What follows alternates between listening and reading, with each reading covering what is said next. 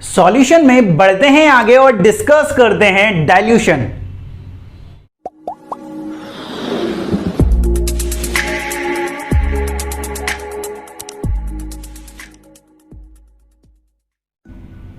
Hello everyone, कैसे हैं आप लोग। This is chemistry Baba. Welcome to chemistry Adda MP04। Last class में अपन ने कॉन्सेंट्रेशन टर्म पर जितने भी न्यूमेरिकल बन सकते थे वो सारे के सारे अपन ने कवर्ड कर लिए हैं। कॉन्सेंट्रेशन टर्म का जो कॉन्सेप्ट था उसे अपन को पूरी तरीके से अपन ने खत्म कर लिया था। आज इस क्लास में अपन डाइल्यूशन पर बात करेंगे कि डाइल्यूशन का क्या कॉन्सेप्ट है।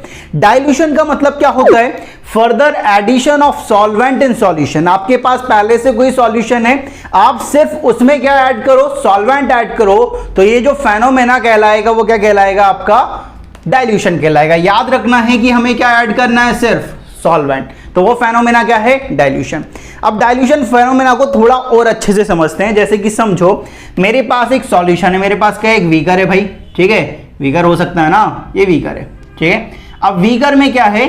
मेरे पास कोई सॉल्यूशन भरा हुआ है, ठीक है, जिसका वॉल्यूम कितना है? इसका वॉल्यूम है मेरे पास V1, ठीक है। सपोज यहां पर जो number of moles of solute थे वो कितने हैं? यहां पर N है, यहां पर N है। तो इसकी कॉन्सेंट्रेशन क्या होगी? इसकी कॉन्सेंट्रेशन क्या होगी? C1, ठीक है। C1 मान लेता हूं। C1 किसके बराबर होगी? N/V1 की। कॉन्सेंट्रेशन मतलब मोलरिटी। जैसे ठंडा मतलब कोका कोला, उसी तरीके से कॉन्सेंट्रेशन मतलब मोलरिटी, ठीक है। अब यहां पर मैं क्या करता हूं? इसका डाइल्यूशन करता हूं। क्या करता हूं? इसका डाइल्यूशन करता हूं। तो यहां पर मैंने डाइल्यूशन कर रहा हूं इसका, ये डाइल्यूशन। डाइल्यूशन मतलब मैं यहां पर सिर्फ सॉल्वेंट ऐड करूंगा, ठीक है। सॉल्वेंट को ऐड करूंगा तो यहां पर क्या होने वाला है? कुछ इस तरह का फेनोमेना होने वाला है कि भाई ये था, ये बीकर है मेरे पास, ठीक है। अब यहां पर क्या होगा कि सॉल्वेंट का जो वॉल्यूम होगा वो बढ़ जाएगा, और जैसे ही सॉल्वेंट का वॉल्यूम होगा तो वैसे ही सॉल्यूशन का जो वॉल्यूम होगा वो भी बढ़ जाएगा। तो यहां पर जो वॉल्यूम V1 से क्या हो गया? हमारा V2 हो गया, ठीक है। अब यहां पर जो number of moles of solute थे, पहले कितने थे? N। अब कितने होने वाले हैं? अब भी N ही होने वाले हैं।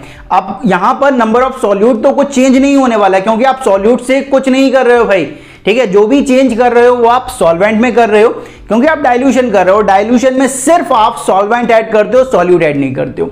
तो पहले जितने नंबर ऑफ मोल्स थे अभी भी उतने ही नंबर ऑफ मोल्स होने वाले, ठीक है। अब यहां पर अगर मैं C2 की बात करूं कि कॉन्सेंट्रेशन कितनी हो जाएगी? कॉन्सेंट्रेशन हो जाएगी भाई C2 = N/V2।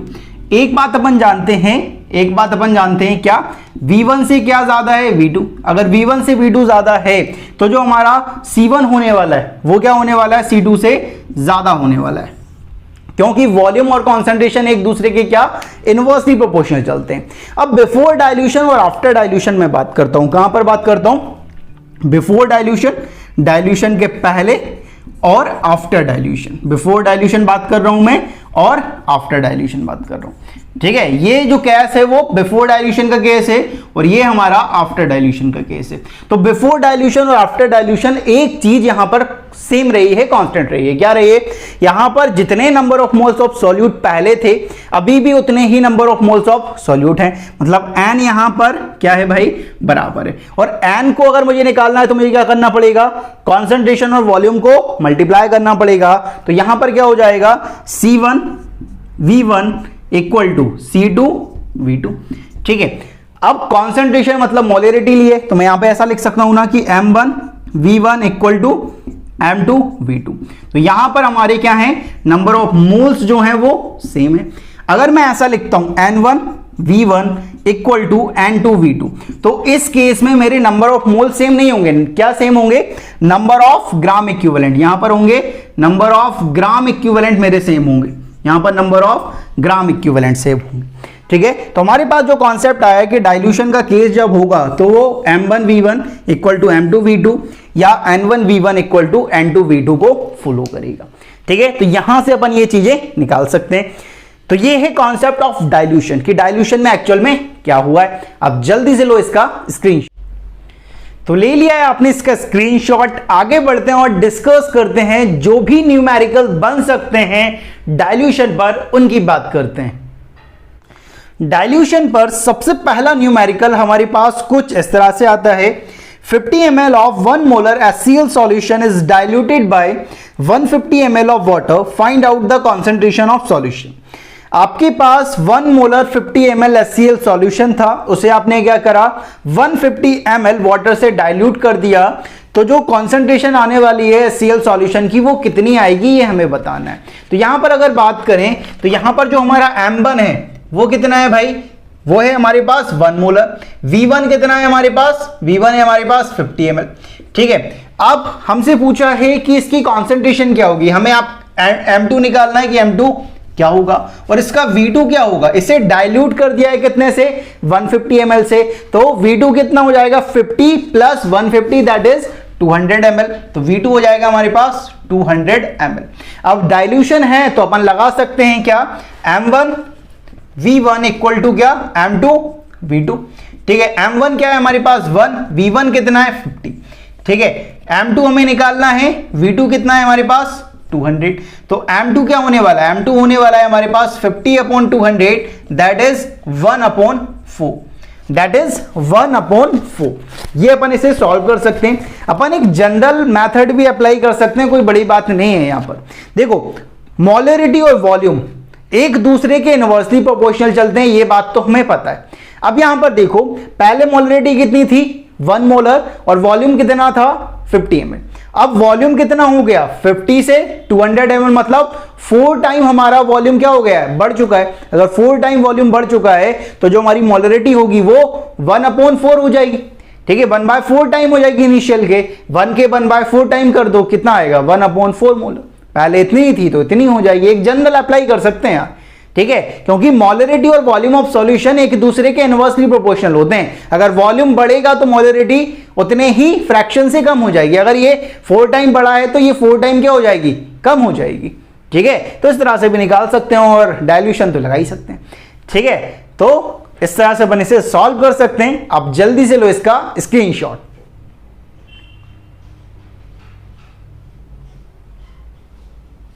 तो ले लिया है आपने इसका स्क्रीनशॉट। आगे बढ़ते हैं और डिस्कस करते हैं नेक्स्ट क्वेश्चन। डाइल्यूशन पर नेक्स्ट क्वेश्चन हमारे पास कुछ इस तरह से आता है, calculate the volume of water which should be added in 50 ml 5 normal H2SO4 solution to decrease its concentration to 0.5 molar. ठीक है, आपके पास एक H2SO4 का सॉल्यूशन है जिसकी कॉन्सेंट्रेशन 5 नॉर्मल 50 ml वो सॉल्यूशन है। आपको उसकी कॉन्सेंट्रेशन को डिक्रीज करना है 5 नॉर्मल से 0.5 मोलर। आपको एक नॉर्मलिटी में कॉन्सेंट्रेशन गिवन है और दूसरी मोलरिटी में कम करना है, दूसरी मोलरिटी में दी गई है। आप इन दोनों को क्या करें सेम टर्म में लेकर आए हैं। ठीक है, तो यहां देखो हमारे पास नॉर्मलिटी में ही कन्वर्ट कर लेते हैं। हमारे पास H2SO4 सॉल्यूशन है, N1 कितना है हमारे पास 5 नॉर्मल, V1 कितना है हमारे पास 50 ml। ठीक है, अब यहां पर जो हमें N2 निकालना है, N2 हमारा कितना होना चाहिए 0.5 मोलर। अब मोलरिटी को नॉर्मलिटी में कन्वर्ट करना है तो क्या होगा molarity into balance factor. Molarity कितनी है, मोलरिटी है 0.5 और बैलेंस फैक्टर H2SO4 का कितना होगा 2, तो ये कितना आने वाला है हमारे पास 1। तो N2 हमारे पास 1 हो गया और हमें V2 यहां पर नहीं दिया है, V2 निकालना है। ठीक है, लेकिन हमारा जो V2 होगा वो हमारा एक्चुअल आंसर नहीं होगा। हमसे ये पूछा है कि हम कितना वॉल्यूम ऐड करें जिससे कि इसकी 5 मोलर से इसकी कॉन्सेंट्रेशन 1 नॉर्मल हो जाए। ठीक है, तो कितना वॉल्यूम ऐड करेंगे, तो वो वॉल्यूम कितना आएगा V2 माइनस V1, उतना वॉल्यूम हम ऐड करेंगे। पहले अपन V2 फाइंड करते हैं कि V2 कितना होगा। यहां देखो यार कि हम डाइल्यूशन है तो ये लगा सकते हैं कि N1 V1 equal to N2 V2, ये अप्लाई कर सकते हैं। N1 कितना है 5, V1 कितना है 50, N2 कितना है 1, V2 निकालना है। तो V2 कितना जाएगा हमारे पास 250 ml। लेकिन ये हमारा एक्चुअल आंसर नहीं है। ठीक है, कुछ बच्चे से टिक कर देंगे और आगे बढ़ जाएंगे, भाई ये हमारा एक्चुअल आंसर नहीं है। ठीक है, एक्चुअल आंसर क्या होगा यहां पर देखो कि हमें कितना वॉल्यूम ऐड करना पड़ेगा। जो वॉल्यूम एडेड इक्वल टू कितना होगा V2 माइनस V1। तो V2 कितना है 250, V1 कितना है 50, दैट इज 200 ml हमें वॉल्यूम ऐड करना पड़ेगा इस सॉल्यूशन में, जिससे कि हम इसकी कॉन्सेंट्रेशन 5 नॉर्मल से कितनी कर सकें, 1 नॉर्मल कर सकें। ठीक है, अपन एक जनरल भी सोच सकते हैं, इसे अप्लाई करने की इतनी जरूरत नहीं है अगर आप थोड़ा सा दिमाग लगाते हो। दिमाग है ना भाई, ठीक है, कुछ लोग चेक कर रहे हैं है कि नहीं है भाई, ठीक, खुद पर विश्वास रखो है, ठीक है। तो अब यहां पर देखो अपन किस तरह से बेसिक अप्लाई कर सकते हैं। बेसिक देखो कि पहले हमारी नॉर्मलिटी कितनी थी, 5 नॉर्मल, तब वॉल्यूम ऑफ सॉल्यूशन कितना था हमारे पास, 50 ml। अब हमारी N2 कितनी हो गई, 1, मतलब 5 टाइम कम हो गई, तो हमारा वॉल्यूम 5 टाइम बढ़ जाना चाहिए था, तो 50 से कितना हो जाता, 250 ml। तो वॉल्यूम ऐड कितना करता, 250 minus 50 that is 200 ml। Orally solve हो गया। ठीक है, पेन चलाने की भी जरूरत नहीं पड़ी, मुझे मार्कर चलाने की जरूरत नहीं पड़ी और तुम्हें पेन चलाने की जरूरत नहीं पड़ी। तो याद रखना है, जितने भी मैं क्वेश्चन करा रहा हूं आपको बार बार उनकी प्रैक्टिस करना है, क्योंकि जब आप प्रैक्टिस कर लोगे ना इतने सारे क्वेश्चन की, तो जो भी क्वेश्चन आपके पास टेस्ट पेपर में आने वाला है उसे बहुत आसानी से आप सॉल्व कर पाओगे। ठीक है, तो क्वेश्चन तो भाई भर भर के करना है। फिजिकल केमिस्ट्री में अगर कमांड बनानी है तो एक ही तरीका है कि क्वेश्चन कई ज्यादा करना है, आपको बहुत सारे क्वेश्चन आपको करने पड़ेंगे। ठीक है, जितने क्वेश्चन कर लोगे उतनी श्योरिटी कर लोगे कि ऐसा क्वेश्चन आएगा तो आप कर सकते। ठीक है, तो इस क्वेश्चन को अपन कुछ इस तरह से कर सकते हैं। अब जल्दी से लें इसका स्क्रीनशॉट।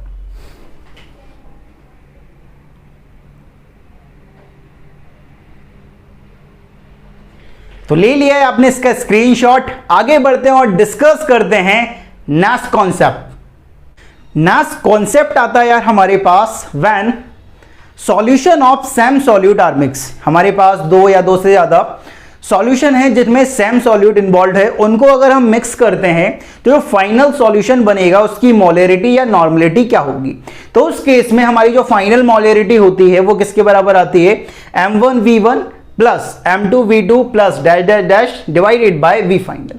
आपने जितने भी सॉल्यूशन को मिक्स करा है, अगर 2 सॉल्यूशन को मिक्स करा है तो m1v1 plus m2v2 divided by v final, जो भी आपकी फाइनल वॉल्यूम है उससे आपको डिवाइड करना है। ठीक है, अगर आपको नॉर्मलिटी फाइनल निकालनी है, जो आपका फाइनल मिक्सचर बना है उसकी नॉर्मलिटी निकालनी है, तो आपको क्या करना पड़ेगा, n1v1 plus n2v2 plus dash dash dash जितने भी आपके मिक्सचर हैं उनको आपको ऐड करना पड़ेगा, डिवाइडेड बाय फाइनल वॉल्यूम से आपको डिवाइड करना है। ठीक है, इन पर बेस इस तरह का एक सवाल फ्रेम होता है। किस तरह का क्वेश्चन आपके पास इस कॉन्सेप्ट पर कुछ इस तरह का आता है। क्वेश्चन है calculate the final molarity when 2 litre of 3 molar sugar solution and 3 litre of 2.5 molar sugar solution are mix then diluted to 10 litre with water. ठीक है, आपके पास एक सुगर सॉल्यूशन है, कितना है, 3 मोलर 2 लीटर आपके पास है, दूसरा आपके पास 2.5 मोलर 3 लीटर आपके पास शुगर सॉल्यूशन है। दोनों में सॉल्यूट सेम है भाई, शुगर शुगर। ठीक है, सेम सॉल्यूट है। अगर आप उनको मिक्स कर रहे हो, ठीक है, और उसे आप डाइल्यूट कर दिया जब तक कि उसका वॉल्यूम कितना नहीं हो गया, 10 लीटर नहीं हो गया, तो जो सॉल्यूशन है उसकी फाइनल मोलरिटी क्या होगी।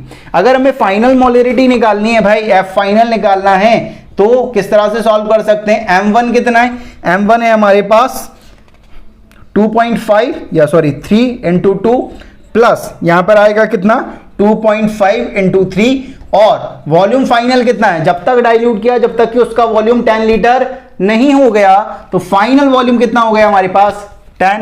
तो एम फाइनल जब हम निकालेंगे तो यहां पर क्या आने वाला है, एम फाइनल आने वाला है हमारे पास, ये कितना हो गया 6 और ये कितना हो गया 7.5 डिवाइड बाय 10, तो यहां पर कितना आएगा 1.35 इसका आंसर होगा। जो आपके पास मिक्सचर बनने वाला है सॉल्यूशन का, उसकी जो फाइनल मोलरिटी होगी वो 1.35 मोलर होने वाली है, इतनी मोलरिटी आपकी आने वाली। ठीक है, जब भी हम सॉल्यूशन को मिलाएंगे जिनमें सेम सॉल्यूट इन्वॉल्व है, तो उसे की जो फाइनल मोलरिटी या फाइनल नॉर्मलिटी है अपन कुछ इस तरह से उसकी फाइंड कर सकते हैं। ये एक यहां से इस तरह का एक डाइल्यूशन पर क्वेश्चन फ्रेम होता है। ठीक है, अब जल्दी से लें इसका स्क्रीनशॉट।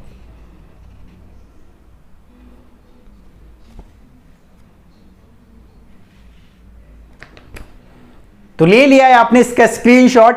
चलिए देखते हैं कि जब हम एसिड एसिड को मिलाते हैं या बेस बेस को मिलाते हैं या एसिड बेस को जब मिलाते हैं तो जो फाइनल मोलरिटी या फाइनल नॉर्मलिटी आने वाली है वो किस तरह से अपन फाइंड करेंगे। चलिए उसकी बात करते हैं। नेक्स्ट कॉन्सेप्ट आता है यार हमारे पास, जब हम एसिड बेस के सॉल्यूशन को मिलाते हैं तो जो फाइनल नॉर्मलिटी होने वाली है मिक्सचर की वो क्या होगी। अगर हम एसिड बेस के सॉल्यूशन को मिलाते हैं तो जो फाइनल नॉर्मलिटी आती है मिक्सचर की वो किसके बराबर आती है कि हमें दोनों के ग्राम इक्विवेलेंट निकालना है, एसिड के भी और बेस के भी। जिसके भी ग्राम इक्विवेलेंट ज्यादा होंगे उसमें से हमें दूसरे के ग्राम इक्विवेलेंट को माइनस करना पड़ेगा और डिवाइड करना पड़ेगा फाइनल वॉल्यूम से। जैसे कि समझो कि इस पर किस तरह का क्वेश्चन फ्रेम होगा। क्वेश्चन को जिस तरह से फ्रेम होगा, calculate the normality of the mixture 100 ml of 0.1 normal HCl and 50 ml of 0.25 normal NaOH। आपके पास एक एसिड का सॉल्यूशन है जिसकी नॉर्मलिटी 0.1 है और वॉल्यूम है 100 ml, और दूसरा आपके पास NaOH का सॉल्यूशन है जिसकी नॉर्मलिटी 0.25 है और वॉल्यूम कितना है इसके पास 50 ml। ठीक है, तो सबसे पहले तो इन दोनों के ग्राम इक्विवेलेंट फाइंड कर लेते हैं कि ग्राम इक्विवेलेंट ऑफ एसिड।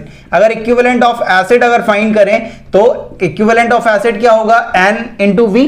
ठीक है, अब नॉर्मलिटी कितनी है इसकी 0.1 इंटू वॉल्यूम कितना है इसका 100, तो यहां से इसके क्या निकलेंगे भाई 10 मिलीग्राम इक्विवेलेंट, 10 मिलीग्राम इक्विवेलेंट इसके निकले। अगर मुझे इक्विवेलेंट वेट बेस के फाइंड करना है तो N कितना है इसका 0.25 इंटू वॉल्यूम कितना है इसके पास 50। ठीक है, तो यहां से अगर मैं फाइंड करूंगा तो ये कितना आने वाला है, ये कितना आने वाला है भाई कि अगर 0.25 है ये, ठीक है, और ये 50 है तो यहां पर कितना आ जाएगा, ये यहां पर आ जाएगा हमारे पास 12.5, ये आ जाएगा 12.5 मिली इक्विवेलेंट ये हो जाएगा। ठीक है, अगर अब इन दोनों में से किसके ज्यादा है भाई ग्राम इक्विवेलेंट की बेस के ज्यादा है, तो इसमें से इसके ग्राम इक्विवेलेंट को मुझे सब्ट्रैक्ट करना पड़ेगा। तो जो फाइनल नॉर्मलिटी आने वाली है वो क्या आने वाला है 12.5 minus 10 divided by final volume कितना है, पहले वॉल्यूम कितना था 100, इसका कितना है 150, तो डिवाइडेड बाय 150। तो इसे सॉल्व करोगे तो ये कितना आएगा 2.5 डिवाइडेड बाय 150। इसे अगर मैं 0 लेके आता हूं तो ये कितनी टाइम कैंसिल हो जाएगा 1/60। तो ये 1/60 नॉर्मलिटी आने वाली है, और ये जो सॉल्यूशन होगा वो किसकी नॉर्मलिटी है, ये NaOH की नॉर्मलिटी है मैनली, समझ पा रहे हो, ये NaOH की नॉर्मलिटी आने वाली, क्योंकि आपका जो सॉल्यूशन मिक्सचर बनने वाला है वो बेसिक नेचर का बनने वाला है। इसका जो pH होने वाला है वो 7 से ज्यादा आने वाला है, बेसिक नेचर का होने वाला है, क्योंकि इक्विवेलेंट तो इसके ज्यादा है। और according to law of gram equivalent इन दोनों को मिलाओगे तो इसके 10 मिलीग्राम इक्विवेलेंट इसके 10 मिलीग्राम इक्विवेलेंट को न्यूट्रलाइज कर देंगे। जो भी मिली इक्विवेलेंट बचा रहेगा वो किसका बचा रहेगा, बेस का। तो ये जो नॉर्मलिटी मिक्सचर की निकली है वो बेस की नॉर्मलिटी है ये। ठीक है, ये ध्यान रखें, यहां पर ये जो सॉल्यूशन का जो मिक्सचर का नेचर होने वाला है वो बेसिक नेचर का होने वाला है, क्योंकि बेस के ग्राम इक्विवेलेंट ज्यादा है, क्योंकि एसिड के ग्राम इक्विवेलेंट को तो उसने न्यूट्रलाइज कर दिया भाई, एसिड का कोई नामो निशान नहीं बचा हुआ है। अब जो भी बचा हुआ है वो सिर्फ बेस का बचा हुआ है। ये जो नॉर्मलिटी निकली है वो NaOH की निकली है, और जो नेचर आने वाला है वो बेसिक आने वाला है। ठीक है, तो इस तरह से अपन इसे सॉल्व कर सकते हैं। जब अपन एसिड और बेस के एक दूसरे के सॉल्यूशन को अपन मिलाते हैं तो इस तरह से फाइनल नॉर्मलिटी अपन मिक्सचर की निकाल सकते हैं। आप जल्दी से ले लो इसका स्क्रीनशॉट।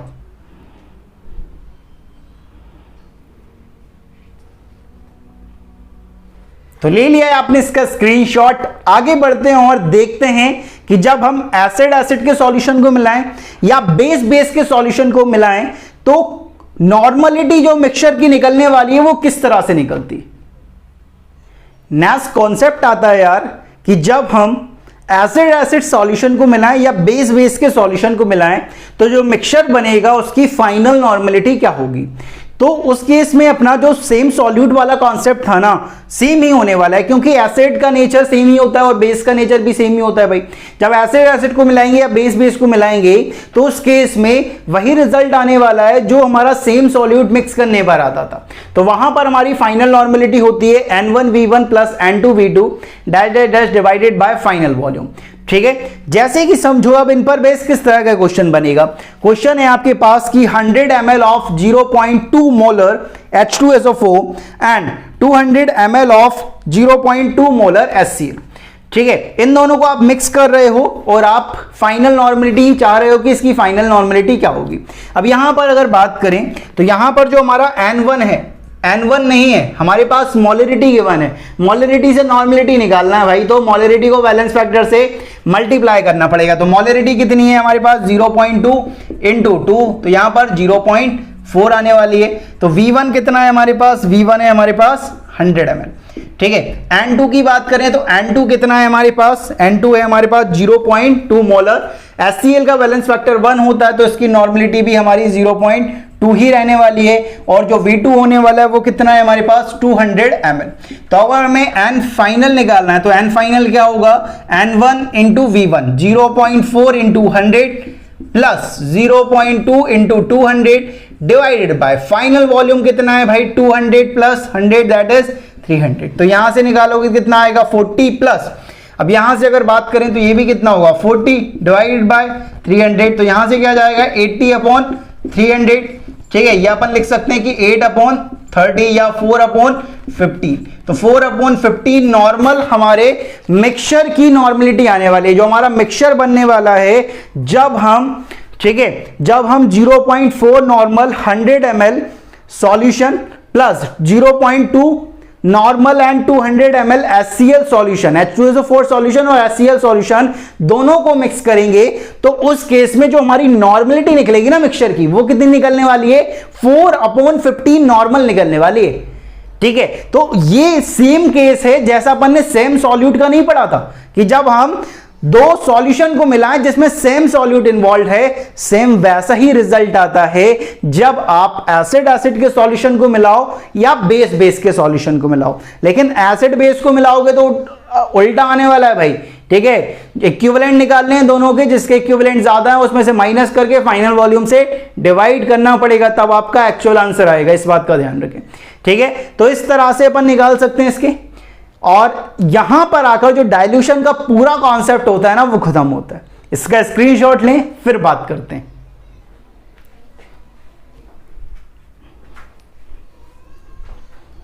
तो ले लिया है आपने इसका स्क्रीनशॉट, और यहां पर आकर जो डाइल्यूशन का जो कॉन्सेप्ट है ना यार वो खत्म होता है। अभी तक सॉल्यूशन में अपन ने कॉन्सेंट्रेशन टर्म पढ़ा है, उस पर जितने भी वैरायटी के क्वेश्चन बन सकते थे वो सारे के सारे कवर्ड कर लिए। डाइल्यूशन का कॉन्सेप्ट पढ़ा, उस पर जितनी वैरायटी बन सकती थी वो सारी की सारी कवर्ड कर ली, ठीक है। नेक्स्ट जैसे जैसे आगे बढ़ते जाएंगे नए नए कॉन्सेप्ट सीखते जाएंगे, और उन पर जितनी वैरायटी बन सकती है उसे अपन कवर्ड करते जाएंगे। फिजिकल केमिस्ट्री में क्वेश्चन करना बहुत जरूरी है यार, जितने ज्यादा क्वेश्चन उतनी ज्यादा श्योरिटी, ठीक है। तो इतना ध्यान रखें कि क्वेश्चन बहुत ज्यादा करने पड़ेंगे, तब आपकी कमांड आएगी थोड़ी सी, ठीक है। तो यहां पर आकर हमारा डाइल्यूशन वाला पार्ट खत्म होता है। नेक्स्ट क्लास में नए कॉन्सेप्ट अपन स्टार्ट करेंगे, नया कॉन्सेप्ट देखेंगे, ठीक है। तो इस वीडियो में बाबा जी की तरफ से इतना ही, मिलते हैं नेक्स्ट वीडियो में नए कॉन्सेप्ट के साथ।